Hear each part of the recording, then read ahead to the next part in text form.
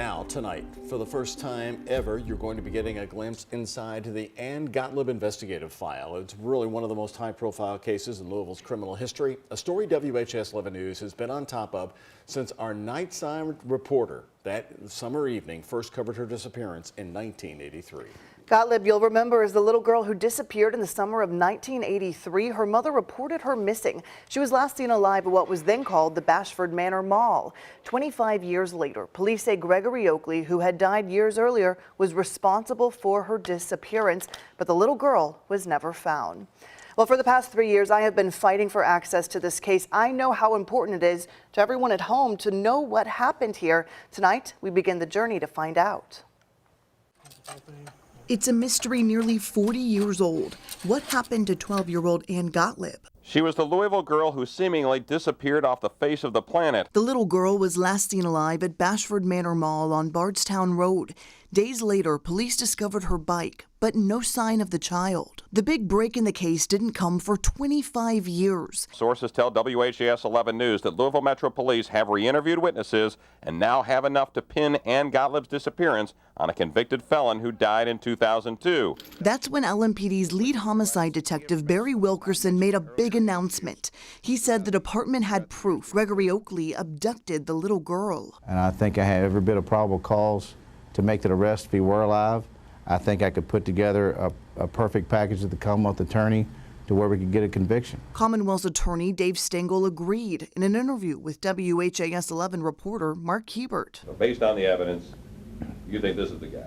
Yes. From all accounts, it appeared to be a case closed. And if that were true, the investigative file should have been made public. But when we first tried to get access in June of 2019, we were denied, the police department refusing to release the records. Emailing premature release of these records during the course of an open investigation could result in prejudice to the potential witnesses and has the potential to adversely color a witness's recollection of the events. The more people are involved, the more people can see Ann's picture on the streets, the more is the possibility that somebody would see her somewhere, and the more is the possibility that she will come home.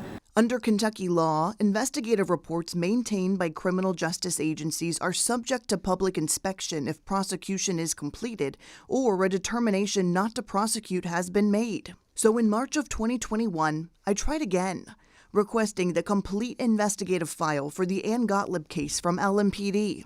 I received another denial. But this time, the police department blamed the Commonwealth's attorney's office, writing, "This information is part of a criminal investigation that is still open, in which no prosecutorial decision has been made." The words contradicted what had come out of the Commonwealth's attorney's mouth 13 years earlier, when he told a WHAS11 reporter his office would not be moving forward with a case in court. Been our policy forever here. We've never indicted any dead people. In fact, I don't even know if we legally can indict a dead person. So I turned my attention to the Commonwealth's attorney's office, asking if the case was open, despite these words from the former lead prosecutor. A spokesperson from the office took the request to his team and then came back with news for me, confirming the case was closed, meaning LMPD would have no choice but to hand over the records.